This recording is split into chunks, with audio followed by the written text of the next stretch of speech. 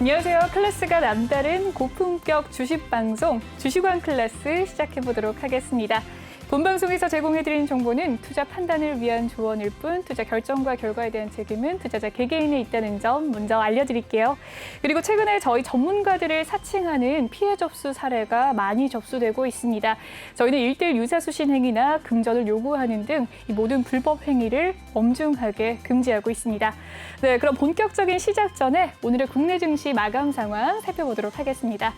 네, 오늘 양시장 혼조세로 마무리됐습니다. 코스피 같은 경우에는 0.27% 소폭의 오름세로 상승 마감했는데요. 3,133.64포인트로 마감을 했습니다. 코스닥도 살펴보시죠. 코스닥은 소폭의 하락세 보였습니다. 1,034.82포인트 선 지나갔습니다. 네, 코스피 상황 살펴보시죠. 수급 상황입니다. 오늘 기관과 외국인이 사자세 보였는데요. 개인 홀로 소폭의 매도세 보였습니다. 3,394억 원 물량 덜어냈고요. 기관은 89억 원, 외국인은 3천억 원 가량 물량을 매수했습니다. 네, 코스닥도 살펴보시죠. 코스닥은 오늘 기관만이 홀로 매도세 보였습니다. 개인은 1,200억 원가량, 외국인은 424억 원가량 물량을 담아냈는데요. 기관은 1,526억 원 덜어냈습니다. 네, 이렇게 수급 상황까지 살펴봤습니다. 오늘 함께 만나볼 전문가님 화면으로 만나보시죠.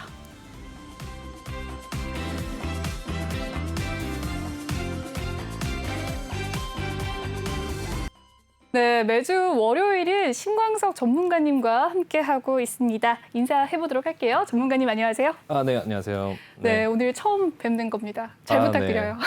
네. 오늘 김은성 앵커가 네. 개인적인 사정이 있어갖고, 그래서 오늘 뉴페이스 또 새로운 앵커님이랑 하게 돼서 즐거운 마음으로 2시간 동안 잘 해보도록 하겠습니다. 네, 잘 부탁드립니다.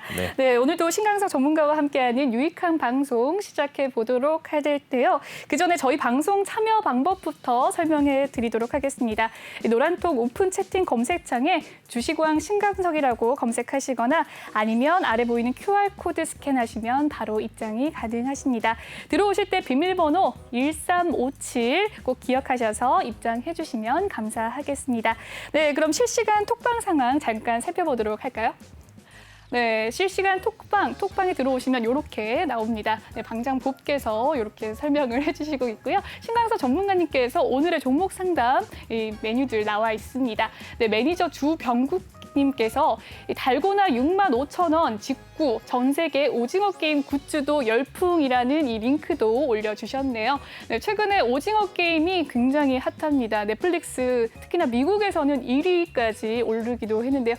전문가님께서는 혹시 이 드라마 보셨나요? 네, 봤습니다. 설 연휴에 유튜브 잠깐 이제 그 증시에 관련된 내용들을 보다가 저게 그 로직에 걸려갖고 한번 봤는데 하이라이트 장면 보다가 결국에는 그냥 정주행하고 다 봤거든요. 정주행을 다 하셨네요. 네, 넷플릭스 들어가서 다 봤는데 재밌더라고요. 네. 최근에 버킷 스튜디오랑 이 오징어 게임 관련주 테마들이 굉장히 오르고 있더라고요. 저는 아직 못 본 입장인데 주식을 사도 되겠어요. 네, 명절 때 보고선 이거 또 주식에서 또 이거 수혜주 찾겠구나 생각을 했는데 그날 당시에는 뭔지 모르니까 그 다음에 이제 개장하고 나서 보니까 이제 쇼박스하고 버킷 스튜디오하고 그렇게 막 올라가고 하더라고요. 네. 네, 감사합니다. 자세한 거는 이제 다음 코너에서 알아보도록 하겠습니다. 네, 그럼 실시간 톡방 상황 살펴봤고요. 이번에는 종목 상담 코너로 넘어가 보도록. 네, 오늘의 주식왕 한중평 알아보도록 하겠습니다.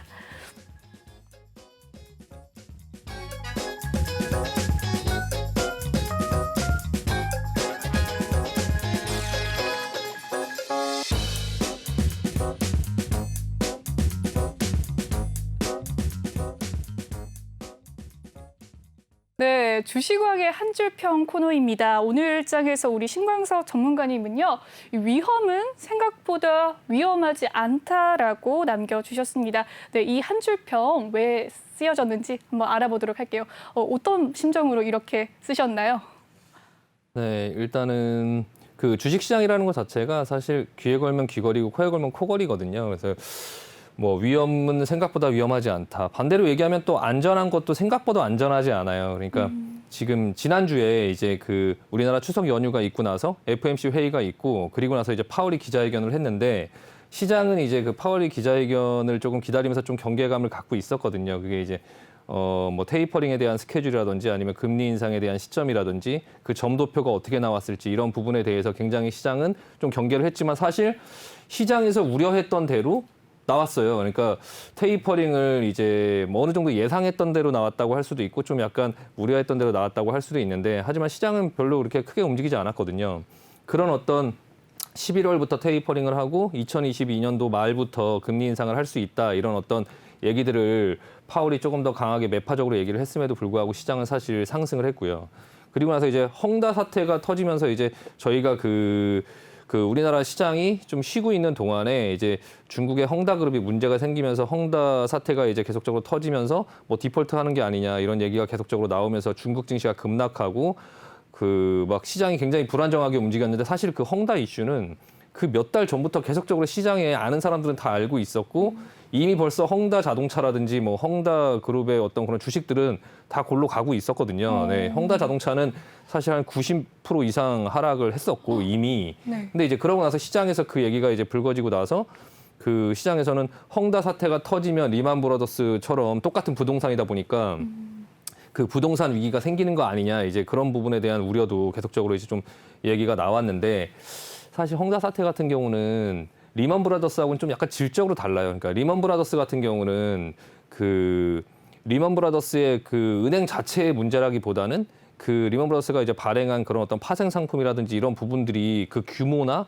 이런 것들이 알 수가 없을 정도로 좀 방대하게 이제 좀 그 퍼져 있고 그게 이제 다른 은행들에까지 전부 다 영향을 미쳐서 이제 그런 어떤 현상이 나왔던 건데 그 중국 같은 경우는 이제 보통 그 공산당이 이제 나라에서 직접 그런 걸 규제를 하고 하기 때문에 그런 어떤 파생 상품이라든지 그런 것들이 그렇게 방대하게 있을 리가 없어요. 그래서 그런 그 헝다 자체의 문제 그리고 중국 자체의 문제. 그러니까 우리나라 예를 들면 우리나라에 좀 SK그룹이라든지 예전에 이제 소버린 사태 터지고 뭐 이렇게 SK그룹 자체가 굉장히 흔들리고 이렇다고 해서 글로벌 시장에 크게 영향을 주거나 이런 건 아니거든요. 그러니까 우리나라 자체의 문제고 SK그룹 자체의 문제였지 그게 뭐 글로벌적으로 막 이렇게 많이 퍼지고 이런 거는 아니었듯이 헝다 같은 경우도 그렇게 크게 문제가 될 만한 그런 사항들은 아닐 거고요.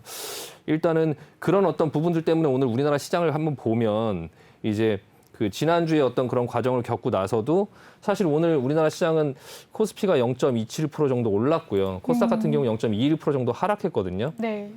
이 지수만 보면 사실 그 시장에서 생각했던 그런 헝다 사태라든지 아니면은 그 뭐 FMC 회의 이후에 이제 쭉 이어지는 어떤 그런 상황들 그런 부분들을 보면 사람들이 이제 개인 투자자들은 제가 개인적으로 만나 보면 지금 시장이 너무 고점이 아니냐, 그리고 너무 불안한 거 아니냐, 지금 주식을 뭐 사기도 굉장히 무서워하시고 또 이제 그렇다고 또 이제 갖고 있는 주식들이 물려 있고 막 하다 보니까 팔지를 못하고 굉장히 공포에 좀 떨고 있고 그리고 또 테이퍼링 하면 주가 폭락하는 거 아니냐, 뭐 금리 인상하면 주가 폭락하는 거 아니냐 이런 어떤 생각들을 막 하고 계시는데 사실 주식시장은 매일매일 하루하루가 그렇게 크게 달라지지 않아요. 크게 달라지지 않고 그냥 어떤 그런 이슈가 있었을 때 조금 주가가 또 하락했다가도 또 그런 부분이 해결이 되면 또 다시 또 어느 정도 또 만회를 해주고 제가 예전에도 시장의 하락은 시장이 하락으로 인한 손실은 시장이 만회해준다라고 또 말씀을 드렸듯이 시장은 그렇게 생각처럼 우리가 생각하는 것처럼 그렇게 극단적으로 움직이지 않는다. 그러니까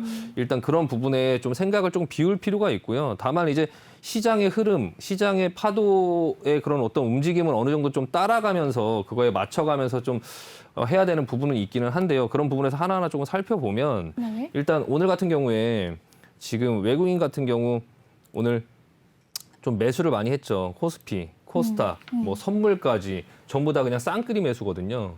기관 같은 경우는 뭐 크게 매수하진 않았지만 어쨌든 간에 뭐 크게 급하게 이렇게 팔고 있지도 않다. 그리고 네. 코스닥 같은 경우는 좀 매도를 했죠. 코스닥 같은 경우는 좀 매도를 한 이유는 제가 이따 차트를 보면서 말씀을 드리고요.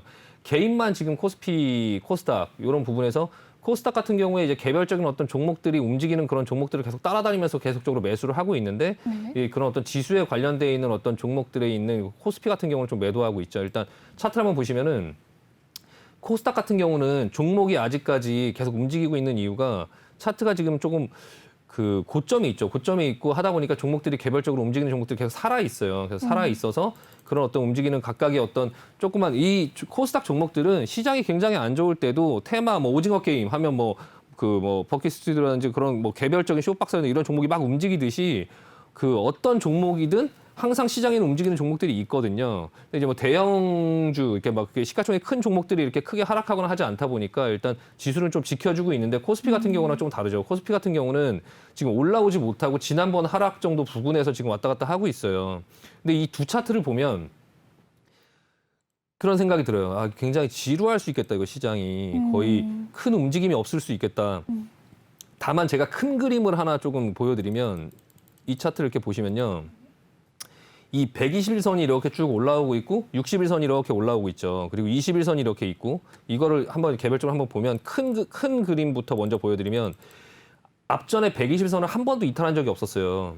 한 번도 이탈한 적이 없다가 지금 이탈해놓고 그 120선 위로 올라가지 못하고 있죠. 그쵸. 이 밑에서 지금 계속적으로 기고 있어요. 이런 흐름이 있다라는 걸 좀 기억을 할 필요가 있어요. 이 앞전에 61선 같은 경우도 한 번 이탈하고 두 번 이탈했다가 다시 살려내고 세 번 이탈했다가 다시 살려내고 그런 식으로 지금 올라오면서 61선까지 계속 지지를 받으면서 올라왔는데 이와 마찬가지로 101선을 한 번 이탈했다고 여기서 죽지 않아요, 시장은. 한 번 이탈했다고 죽지 않고요. 이 앞전처럼 이 61선처럼 한 번 이탈, 다시 살려놓고 두 번 이탈, 다시 살려놓고 세 번 이탈, 그리고 나서 살리지 못하고 옆으로 기다가 지금 내려오는 거죠. 꺾이는 거죠. 마찬가지 120선도 한 번 이탈했죠. 네. 그러니까 여기서 기다가 다시 살려낼 확률이 높아요.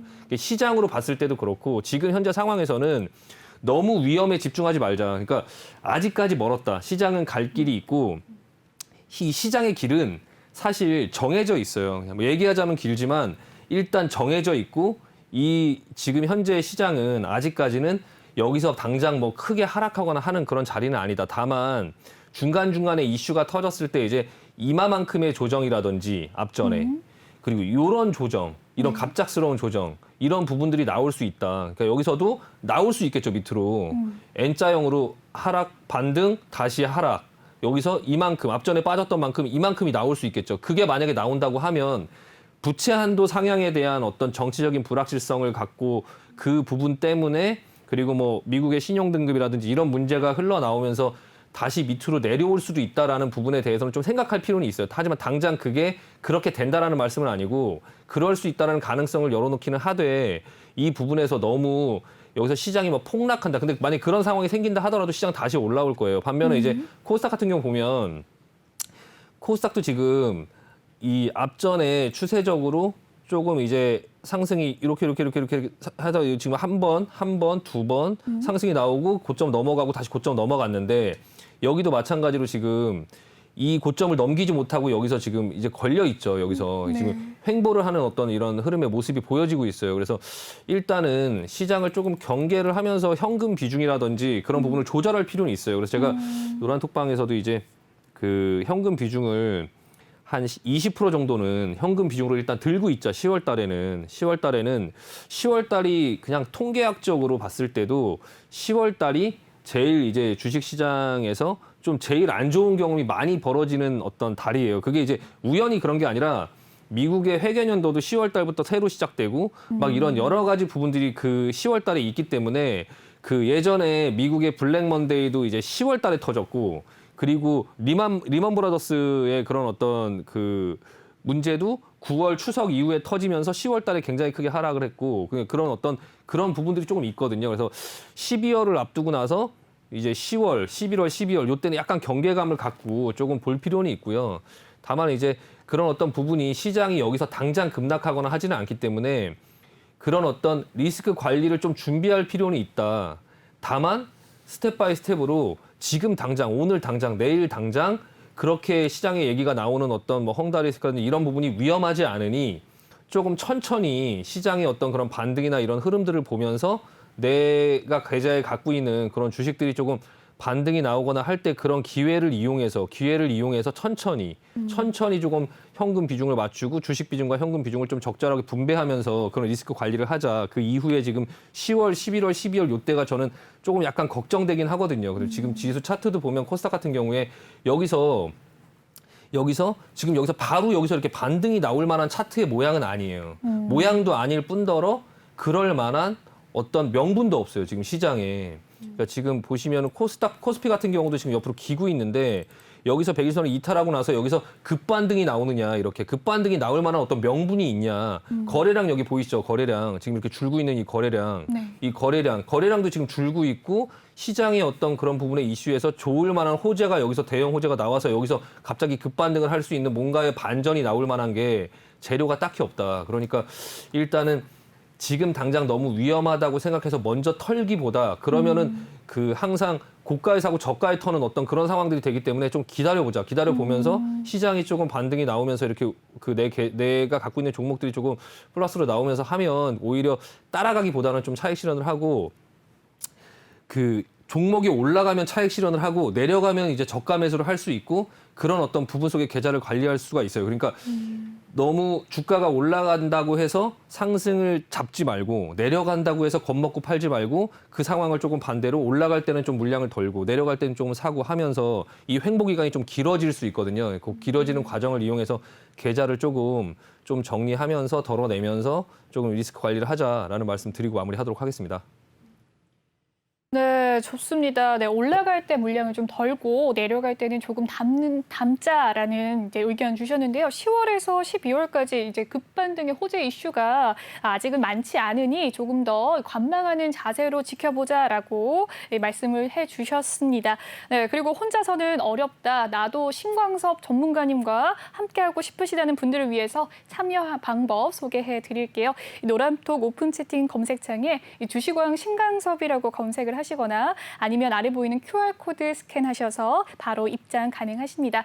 들어오실 때 비밀번호는요. 1357번 꼭 입력하시고 입장해 주시길 바랄게요.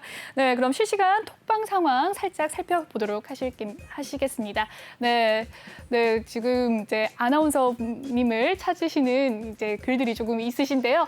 바로 바뀐 앵커님 칭찬했으면 큰일 날 뻔이라는 이런 톡도 있고요. 김은석 앵커님께서 어디 가셨냐라고 이제 궁금해하시는 분들 좀 많으셨습니다. 네, 이현 4145님께서 휴가 가셨나요? 라고 이렇게 글을 남겨주시기도 했는데요. 네, 개인적인 사정으로 오늘은 제가 대신 이렇게 담당하도록 했습니다. 네, 계속해서 이렇게 톡방 많이들 남겨주시고요. 그리고 1부와 2부에 거쳐서 이 종목 상담 코너가 준비되어 있습니다. 이 종목 상담 원하시는 분들 이 톡방에 오픈 채팅방 들어오셔서 종목명과 매수가 그리고 비중 남겨주시면 저희 전문가가 진단을 해드립니다. 네, 참여 방법 살펴보셨고요. 이번에는 이제 한 줄평 코너 마무리 짓고 다음 코너 넘어가 보도록 하겠습니다.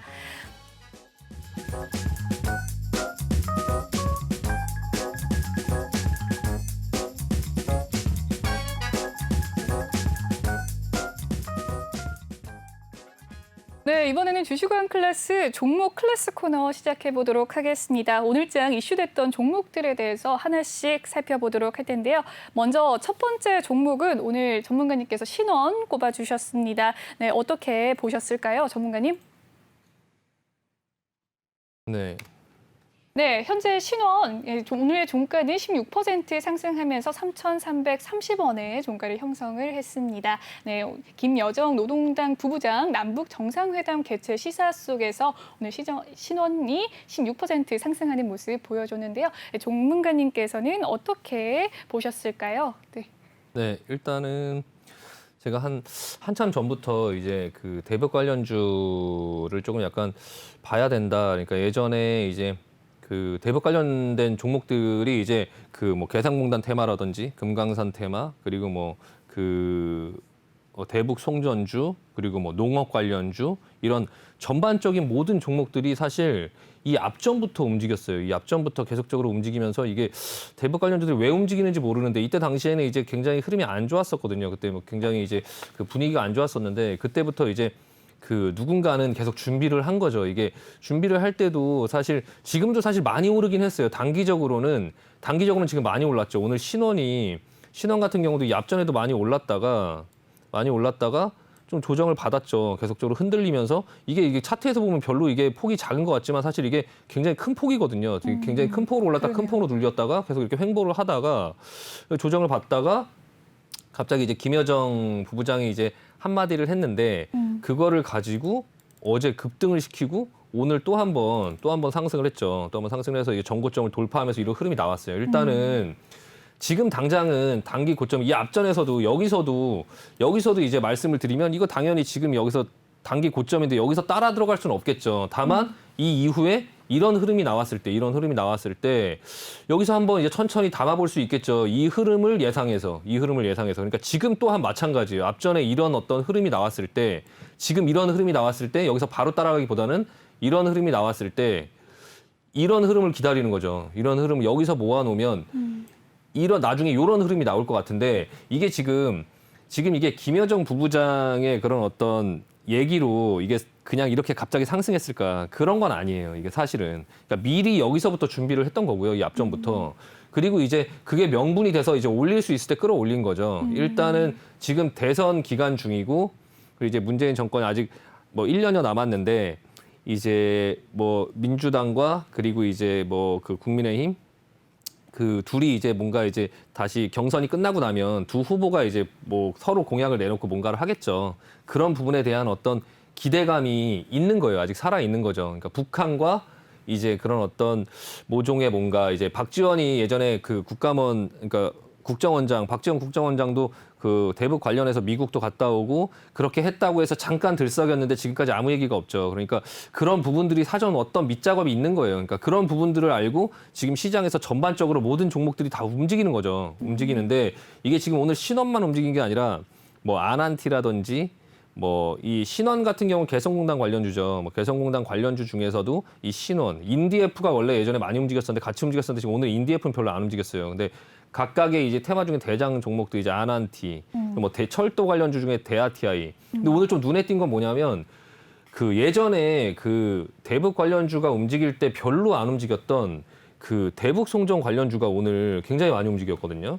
이 앞전에 먼저 조정을 받고 계속적으로 좀 추세가 깨져 있다 싶었는데 갑자기 오늘 선도전기가 오늘 상한가를 들어갔고요. 들어갔고 그리고 이제 세명전기.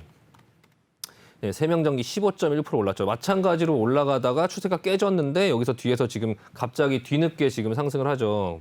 뭐 광명전기, 네, 전기 관련된 종목들이 지금 약간 눈에 띄어요. 재룡전기, 네, 재룡산업. 그러네요. 보면은 일단은 재룡산업이라는 종목도 지금 먼저 한번 그 급등을 했다가 지금 다시 눌렸는데 일단 이런 대북 송전주의 종목들을 조금 볼 필요가 있고 대장은 뭐 누가 뭐라고 해도 신원이죠. 예, 일단 신원이에요. 신원이 일단 대장이에요. 뭐 이게 뭐 개성공단이 뭐가 되느냐, 금강산관광이 뭐가 되느냐 이런 게 지금 사실 중요한 게 아니라 일단은 그 코아스도 오늘 좀 많이 움직였죠. 코아스는 이제 DMZ 테마인데 일단 이렇듯이 이제 각각의 어떤 이런 이 대북 관련된 종목들이 이제 좀 전부 다 같이 이렇게 움직이는 어떤 흐름들이 나오는 거는 이제 뭔가 있다는 거죠. 이게 지금 제가 그냥 개인적인 뇌피셜로 예상하기에는 이 흐름이 단기간에 끝날 것 같지는 않아요. 이게 2022년도에 베이징 동계올림픽이 있는데 그 항상 올림픽을 할 때마다 북한하고 뭔가를 같이 한다, 안 한다, 막 이런 얘기로 좀 시끌시끌 하잖아요. 그러니까 그게 결국에 같이 하느냐, 같이 안 하느냐 중요하지 않아요. 그냥 그 베이징 동계올림픽이 있을 때 아, 이게 북한이랑 뭘 같이 할까? 뭐 이런 얘기만 나와도 이제 뭐 급등이다 이렇게 올라가니까 일단은 그런 어떤 흐름 그리고 이제 그 2021년도에 그러니까 2022년도구나. 2022년 내년도죠. 내년도에 지금 그러니까 그 대선이 있죠. 대선이. 그러니까 결과적으로는 이 대북 관련주의 진짜 하이라이트는 2022년이 아닐까. 그리고 또한 이 2022년도가 그 주식들이 지지부진할 가능성이 있어요. 근데 지지부진한다고 하면 사실 이런 테마가 있는 이런 종목군들이 조금 스타가 돼서 움직일 수 있거든요. 그러니까 약간 그런 흐름을 좀 준비하는 그게 사실 준비한 지가 거의 지금 한 6개월 정도 넘은 것 같아요. 그러니까 이 주식, 이 대북 관련주는. 그래서 대북 관련주는 계속적으로 조금 관심을 갖고 볼 필요가 있다. 그래서 일단 지금 현재는 신원이고 그리고 이제 그 뭐 선도전기를 필두로 한 이제 그 대북 송전주나 왜 대북 송전주 얘기하면 또 원자력도 좀 볼 필요가 있겠죠. 그러니까 예전에 송영길 의원인가? 그 의원이 나와서 그 북한에 뭐 스마트 원전이라든지 이런 북한이 전기가 좀 부족하다 보니까 그런 부분에 뭔가를 조금 해줘야 되지 않겠냐 이런 부분들을 좀 언급한 적이 있거든요. 그래서 약간은 이제 그 신원을 필두로 해서 이제 그 대북송 전주뿐만 아니라 여기 전반적인 어떤 이런 부분들의 그 대북 관련 테마를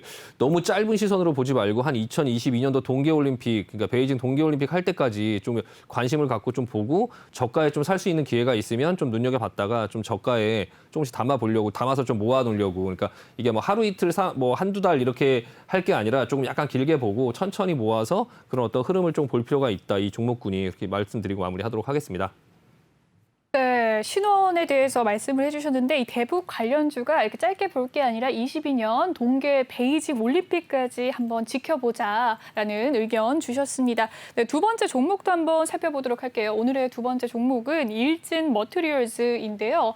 네, 일진 머티리얼즈 오늘 14% 급등하면서 종가 98,900원에 종가를 형성을 하기도 했습니다. 2차 전지 소재 테마 중에 하나인데요. 일진 머티리얼즈는 어떻게 전문가님께서 어떻게 생각을 하시는지 궁금합니다. 일진 머티리얼스 제가 예전에 이게 그 2차 전지 관련주, 이게 전기차 테마가 사실 이번에 진짜 이게 실적을 내면서 테마가 진짜 그 어떤 산업군의 어떤 주축으로 움직이는 거지, 사실 이 전기차 테마는 한 10년 전부터 있었어요. 10년 전부터. 그때 이제 전기차 테마로 그 급등을 하던 종목들 중에 지금은 사라진 종목들이 굉장히 많거든요. 뭐 AD 모터스라는 상폐되고 이런 종목들이 많아요. 지금은 다 그때 테마로 막 움직였던 종목들이 지금 하나도 살아있지 않아요. 지금 없는데 그때 당시에도 이 소재 관련된 어떤 종목들 중에 많이 움직였던 종목들이 이 일진 머티리얼스, 뭐 PNT 이런 종목들인데요.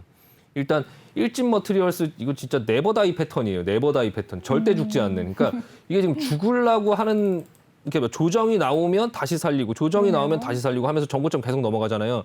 이게 지금 에코프로비엠이 그런 식으로 지금 계속 올라가고 있거든요. 근데 이 에코프로비엠을 지금 이 자리에서 잡을 수 있냐, 이 자리에서. 너무 고점이죠. 이거 지금 너무 네. 부담스럽죠. 근데 이 에코프로비엠이 올라가는 이 패턴을 한번 보면 좀 이제 그 이 일진 머티리얼스로 치면은 지금 일진 머티리얼스는 한 요 정도 와 있죠. 요 정도. 예, 요 정도 와 있죠. 그러니까 또 내려오면 이런 식으로 또 살아나고 하면서 막판에 이런 하이라이트가 있어요. 이 막판에 이런 하이라이트. 그러니까 일진 머티리얼스는 지금 얘는 이런 하이라이트가 지금 나오고 있죠. 그러니까 이거는 좀 접근하기가 조금 무섭죠. LNF도 마찬가지예요. LNF도 이것도 지금 이 LNF 진짜 이 LNF가 진짜 예전에도 전기차 이런 종목들로 인해서 움직였을 때 상하폭이 굉장히 컸어요. 예전에도 2009년도에 41,000원을 찍고, 그리고 뭐 8,000원, 9,000원 하다가 뭐 6,000원, 뭐 5,000원, 뭐 4,000원 이렇게 계속 움직이다가 이제 좀 빛을 보면서 오르기 시작했는데, 이 오르기 시작했을 때 5만 원만 와도 저도 이거를 이제 저는 이게 막 4만 원, 막 5,000원, 막 6,000원 이럴 때부터 계속 봤기 때문에 이게 5만 원이 왔을 때 이게 또 4,000원을 가고 막 이제 5,000원을 가고 또 그럴 수 있다. 근데 이제 여기서부터 오르기 시작했을 때 이제가 여기서부터 이제 상승이 진짜죠. 일진 머티리얼스도 지금 이런 식으로 오르고 있거든요. 이런 식으로 오르고 있는데 지금 그러다가 막판에 이 하이라이트가 있죠. 막판에 이 하이라이트. 여기서 잡으면 이제 진짜 고점에서 물리는 걸 수 있거든요. 그래서 함부로 못 들어가는데 일진 머티리얼스는 약간 이제 느리죠. 이게 동박이다 보니까 좀 약간 뒤늦게 이제 올라가려고 하는 모습이 보여지고 있어요. 근데 지금 당장 뭐 하루 이틀에는 좀 또 이런 식으로 앞전에 상승이 나오면 또 조정이 나오고, 상승이 나오면 또 조정이 나오고, 상승이 나오면 조정이 나오고 이렇게 했던 것처럼 또 상승이 나오면 또 조정이 나올 수 있겠지만, 어쨌든 간에 또 조정이 나올 때는 조금 모아볼 수 있는 관점으로 볼 수 있다. 왜냐하면 지금 2차 전지 소재가 이 일진 머티리얼스만 단독적으로 이렇게 움직이는 게 아니고, 지금 그 오늘 같은 경우는 지금 SKC 같은 경우가 그 사실 뉴스는 SKC에 있었죠. 일진 머티리얼스 오늘 14%가 오르긴 했지만 사실 뉴스는 SKC에 있었어요. 그러니까 SKC가 일진 머티리얼스와 같이 그 동박을 만드는 이제 업체잖아요. SKC가 계속적으로 올라오다가 이 앞전에 SK 텔레시스라는 이제 자회사가 감사 거절 의견을 받으면서 여기서 급락을 했거든요. 그래서 급락이 떨어졌는데 결과적으로 갈 종목은 또 이런 급락이 이제 회사 본인의 어떤 그런 펀더멘털의 어떤 그런 문제가 아니라 자회사의 어떤 그런 이슈로 인해서 나온 이 하락은 시장이 또 이렇게 바로 이렇게 만회를 해준다. 또 다시 이제 상승으로 올라가고 그룹 전반적인 뭐 어떤 큰 문제가 아니다 보니까 다시 살려내면서 오늘은 이제 동박뿐만 아니라 그 음극재, 양극재 시장에도 이제 진출을 하겠다라고 이제 공식적으로 선언을 하면서 SKC가 좀 급등을 했고 그거에 따라서 2차 전지 소재주, 이 에코프로비엠 LNF가 이제 기존에 많이 올랐는데 좀 약간 덜 오른 솔루스 첨단 소재라든지 포스코 케미칼, 뭐 동화기업, 후성, 일진 머티리얼스 이런 종목들이 전반적으로 다 상승이 나오고 있거든요. 후성이라는 종목도 지금 보시면 굉장히 따라가기 애매한 패턴인데 이게 굉장히 어려운데 올라가는 듯해서 잡으면 다시 옆으로 기면서 안 올라가고 올라가다가 윗꼬리 맞고 오늘 다시 급등이 나왔고 이게 굉장히 어려운 패턴이에요. 이거 들고 있으면 굉장히 힘들어요. 후성, 그 솔루스 첨단 소재 이런 종목들도 지금 솔루스 첨단 소재 마찬가지죠. 일진 머티리얼스처럼 네버다이 패턴이에요. 이것도 죽지 않는다. 아직까지는 살짝 오르고 누르고 살짝 오르고 누르고 또 다시 살짝 오르고 또 누르고 이런 식으로 아직 이 슈팅이 안 나왔죠. 슈팅이. 이 슈팅이 나오면 거기서 죽는데 아직 슈팅이 안 나온 종목들이 지금 솔루스 첨단 소재, 일진 머티리얼스 그리고 지금 다른 종목들 포스코 케미칼, 포스코 케미칼이나 이런 종목들. 포스코 케미칼은 지금 아직 시작도 안 했죠. 포스코 케미칼 같은 경우 이것도 이제 향후에 다른 종목들이 오르면 또 같이 오르겠죠. 같이 오르 좀 옆으로 굉장히 길게 쉬고 있는데 포스코 케미칼 이런 그 포스코 케미칼, 일진 머티리얼스 그리고 솔루스 첨단 소재 이런 2차 관련된 뭐 소재 그다음에 이제 장비 업체들 좀 볼 필요가 있어요. 뭐 상신 EDP라든지 2차 전지가 지금 시장에 약간 중심축에 있어요. 상신 EDP 오늘 흐름 괜찮았고요. 유일에너테크. 예, 유일에너테크 제가 이거 노랑포 한번 추천해드린 적이 있는데 이 유일에너테크도 2차 전지 그 장비주인데 지금 소재 예전에 이제 배터리 이제 큰 대형 이제 삼성 SDI, LG화학 그리고 이제 그 뭐 SK 이노베이션 이런 회사들이 먼저 이제 굉장히 큰 상승이 나왔고 그 다음에 이제 그걸 만드는 소재 관련된 업종들이 뒤따라가면서 지금 에코프로비엠 먼저 계약을 눈에 보이는 회사 삼성 SDI고 2조대 거래를 했던 이제 에코프로비엠이라든지 뭐 LNF 테슬라에다가 이제 그런 공급을 하는 LNF 뭐 이런 눈에 보이는 회사들이 먼저 상승을 하고 그리고 나서 이제 그런 어떤 일진 머티리얼스 뭐 그런 포스코 케미칼 그리고 뭐 그 안에 숨어 있는 뭐 고려아연, 대한유화 지금 이런 종목들이 전반적으로 다 움직이려고 하고 있는데 그 다음에 순서는 이제 장비 업체겠죠. 장비 업체, 뭐 상신 EDP, 뭐 유일에너테크 이렇게 지금 이렇게 좀 순환을 하면서 지금 움직이고 있거든요. 근데 그 2차 전지에 관련된 그 업종군이 계속적으로 주도주로 갈 확률이 높아요. 그게 지금 쉽게 꺾이지 않거든요. 그래서 그쪽의 어떤 종목들을 뭐 하나는 조금 봐야 되지 않을까 싶습니다. 네.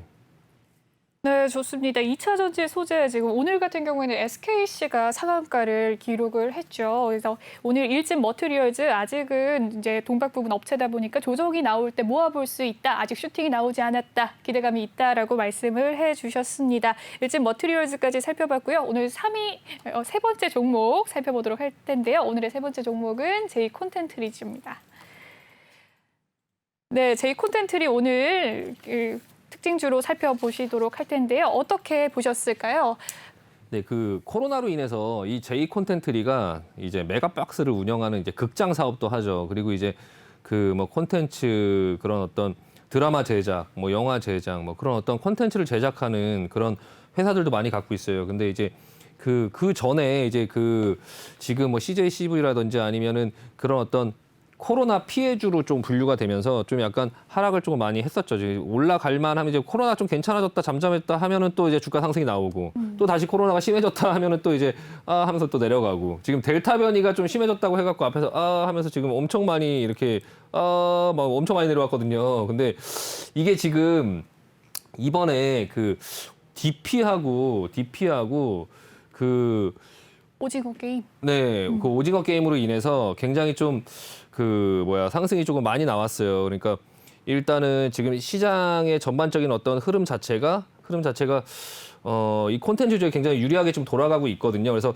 일단 좀 관심을 갖고 볼 필요가 있다. 그러니까 이 오징어 게임이 그 미국이라든지 아니면 전 세계에서 지금 1위를 하고 있고 뭐 여러 나라에서 1위를 하고 있는 이 콘텐츠를 만들 수 있는 우리나라의 그런 어떤 드라마 제작 아니면 그런 영화 제작 이런 부분에 대한 어떤 가능성이라든지 이런 걸 이번에 보여줬다고 생각을 하거든요. 그러니까 네. 그러면 이제 그 부분에 있어서 이제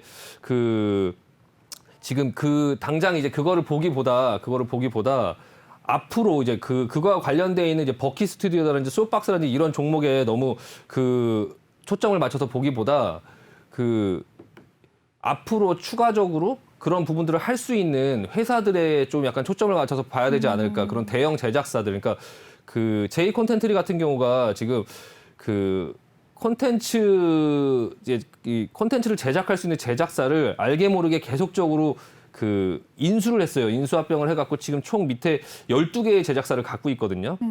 그런 어떤 역량이 상당 부분 있겠죠. 그래서 그런 부분의 어떤 가능성을 좀 본다면 지금 가격은 조금 그래도 지금 현재 상황은 굉장히 좋지 않지만 앞으로의 어떤 그런 가능성을 보고선 조금 미리 어느 정도 조금 관심을 갖고 볼 필요가 있지 않을까 싶고요. 일단 이 제이 콘텐츠리 외에도 스튜디오 드래곤, 이 CJ ENM이 이제 그 지분을 많이 갖고 있는 좀 대형 또 제작사죠. 네. 이 스튜디오 드래곤하고 지금 당장 그 주가가 급등하고 있는 쇼박스나 버키 스튜디오, 그러니까 버키 스튜디오 같은 경우 뭐 이정재의 그런 소속사 그런 어떤 투자를 했다 이런 부분으로 이제 단기적으로 오르는 거고 그럼 오징어 게임이 끝났을 때도 이정재가 계속적으로 뭐 1위를 할 건 아니잖아요. 그러니까 그런 일시적으로 주목을 받았던 어떤 그런 회사들은 지금 차익 실현을 하고 그런 가능성을 보고 오히려 그 이후에 오히려 더 크게 그런 부분을 터뜨릴 수 있는 그런 어떤 회사에 조금 투자를 좀 할 필요가 있지 않을까 해서 스튜디오 드래곤, 제이 콘텐츠리 이런 종목들을 좀 눈여겨 볼 필요가 있을 것 같습니다.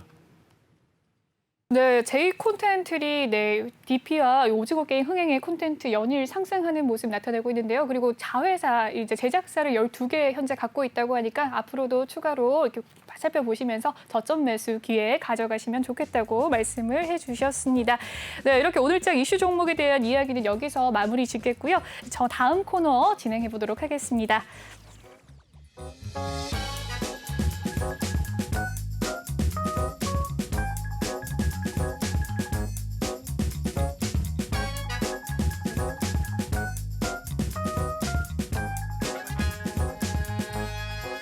네, 이번 시간은 이 톡하는 상담소 시간입니다. 노란 톡방에 올라온 여러분들의 종목 고민들을 이 신광석 전문가님께서 속 시원하게 해결해드리는 시간인데요. 이 참여 방법 소개해드릴게요. 노란톡, 오픈톡 채팅방에 주식왕 신광석이라고 검색을 하시거나 아니면 아래 보이는 QR코드 이 스캔하시면 바로 입장이 가능하십니다.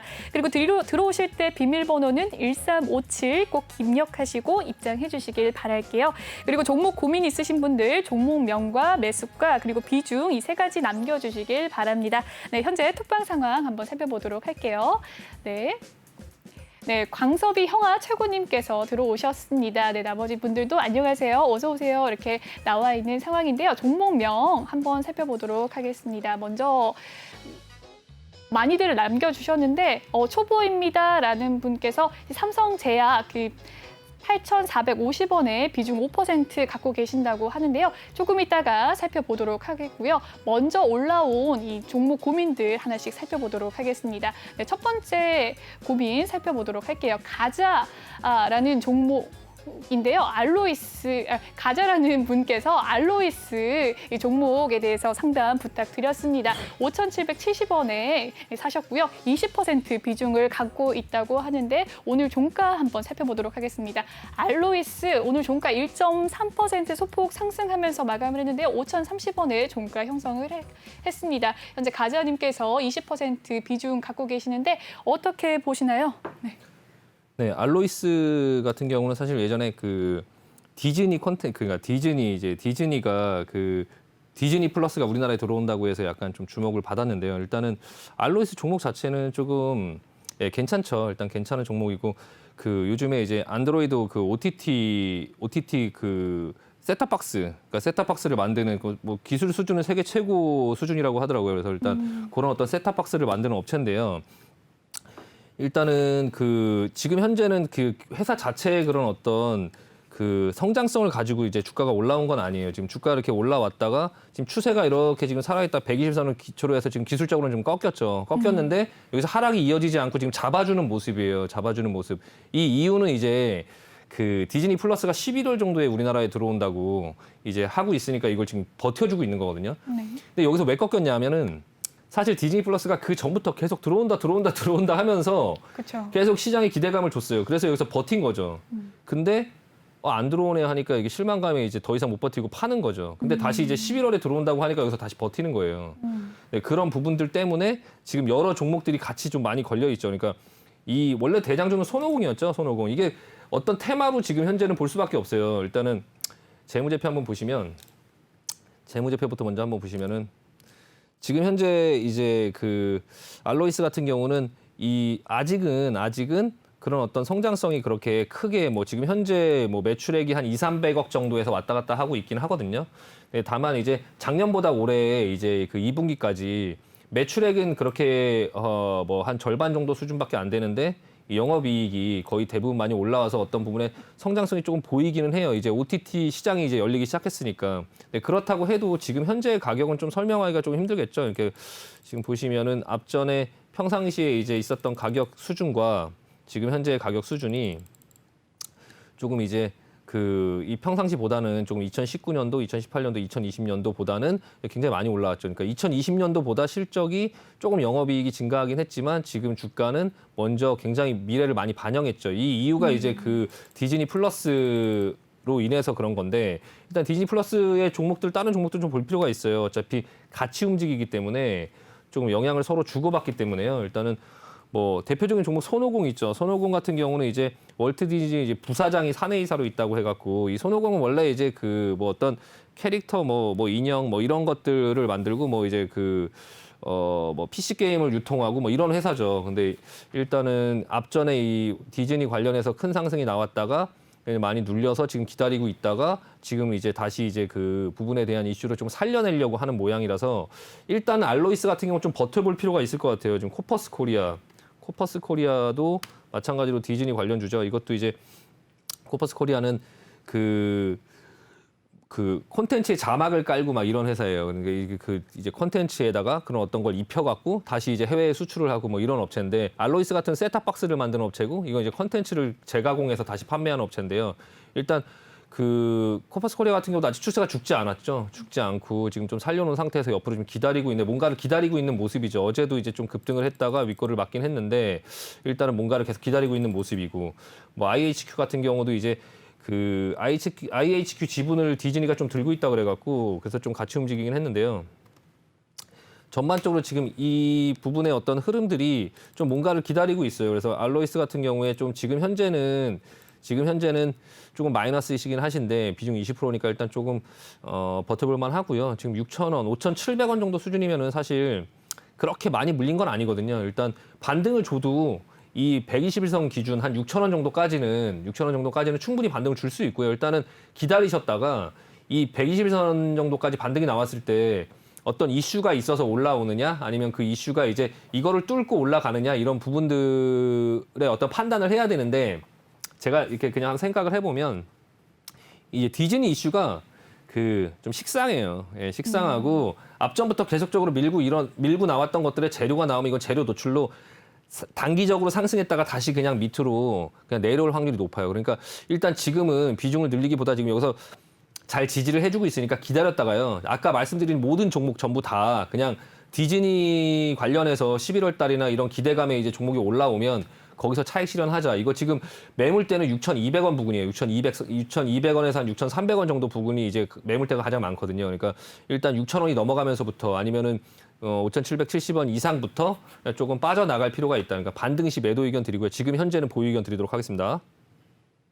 네, 전문가님께서 알로이스 현재 일단 반등 나왔을 때까지 좀 기다렸다가 이 비중을 늘리지 말고 기다렸다가 이 6,200원쯤 불근해서 차익 실현하자라는 의견 주셨습니다. 네, 다음 종목 한번 살펴보도록 할게요. 최봉봉님께서 판잼 사이언스 갖고 계신다고 합니다. 9,450원에 사셨는데요. 10% 비중 갖고 있고 오늘은 2.8% 소폭 상승하면서 14,600원입니다. 네, 수익권에 있으신데 어떻게 대응해야 되는지 전문가님께 여쭤보도록 하겠습니다. 이 팜젠 사이언스라고 하면은 아마 대부분의 분들이 조금 생소한 종목일 거예요. 근데 사실 이게 우리들 제약이라는 종목이거든요. 그러니까 우리들 제약. 예.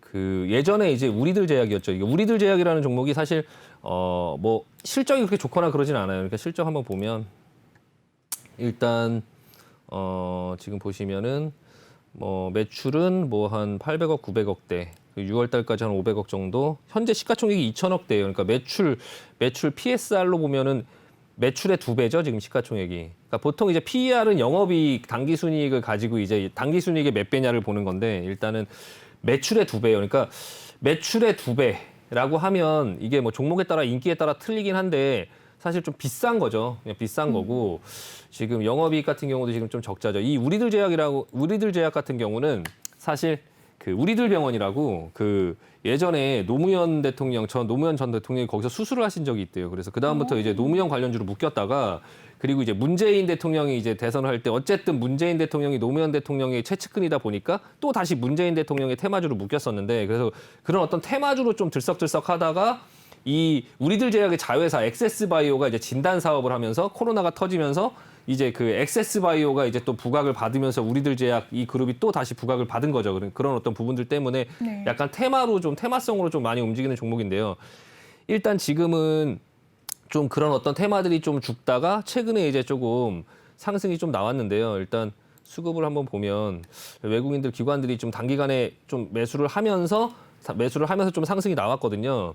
근데 여기서 좀 생각해 볼 필요가 있어요. 그러니까 외국인과 기관이 매수를 해서 상승한 거지 앞으로도 계속적으로 매수를 할 거라는 보장은 없는 거거든요. 이 상승의 이유는 외국인과 기관이 사서 오른 거다라는 거지 이거를 여기에 너무 빠져서 외국인과 기관이 사니까 앞으로 더 오를 거야 이렇게 생각하시면 안 되고요. 일단은 뭐 회사의 그런 어떤 펀더멘털이나 이런 부분들 보다는 이제 단기적으로 그 엑세스바이오와 그런 어떤 이 바이오 시밀러 그러니까 코로나19 백신 뭐 이런 부분에 대한 이슈 때문에 좀 단기적으로 좀 상승이 올라오는 것 같거든요. 일단은 기술적으로 조금 볼 필요가 있고요. 지금 현재 매물대까지 조금 왔어요. 그래서 매물대에 왔음에도 바로 내려가지 않는 부분들을 봐서는 조금 더 한 번 더 상승이 좀 있을 수도 있고 뭐 그런 부분이 있는데 지금 현재 9,450원에서 수익이 좀 났으니까 일단은 비중 10%에서 조금 차익 실현하자. 일부 차익 실현하고 일단 지금 이 앞전의 추세에서 이게 기술적으로만 뭘 볼 수는 없지만 이렇게 추세에서 지금 추세를 넘긴 했어요. 추세를 넘긴 해갖고 지금 이 상승이 나온 다음에 다시 눌렀다가 다시 갈 수 있기는 하거든요. 기술적으로는 이 하락 추세를 벗겨내는 흐름이에요. 이 앞전에 이런 하락의 이 추세 안을 박스를 벗겨내면서 눌렀다가 다시 갈 수 있는 그런 패턴이긴 하지만 이건 아무도 알 수 없는 거거든요. 그러니까 일단은 지금 이렇게 줬을 때 일부 차익 실현 먼저 하고 나머지 반만 들고 보자. 좀 약간 보수적으로 좀 그런 부분 좀 수익 챙기자라는 말씀 드리고 마무리하도록 하겠습니다. 네, 팜젠사이언스 지금 수익 많이 올랐으니까 어느 정도 일부는 차익 실현을 하자라는 의견 주셨고요. 나중에도 또 오를 수도 있으니까 또 추세 계속해서 봐주자라는 말씀 주셨습니다. 네, 여기까지 살펴보고요. 오늘 2부까지 신광석 전문가님과 함께 하도록 할 테니까요. 시청하시면서 나도 참여하고 싶다 하시는 분들 많으실 것 같아요. 참여 방법 알려드리겠습니다. 노란톡 오픈 채팅방에 이 주식왕 신광석이라고 검색을 하시거나 아니면 아래 보이는 QR코드 이 스캔하시면 바로 입장 가능하십니다. 네, 들어올 때 비밀번호 1357 꼭 기억하시고 입력하고 입장해 주시길 바라겠습니다. 그리고 본방송에서 제공해드린 정보는 투자 판단을 위한 조언일 뿐 투자 결정과 결과에 대한 책임은 투자자 개개인에 있다는 점 알려드립니다. 그리고 최근에 저희 전문가님들을 이 사칭하는 피해 사례가 접수되고 있는데요. 저희는 1대1 유사수신 행위나 그리고 금전을 요구하는 등의 모든 불법 행위를 엄중하게 금지하고 있습니다. 네, 그럼 저는 잠시 후 2부에 다시 찾아뵙도록 하겠습니다. 채널 고정해주세요.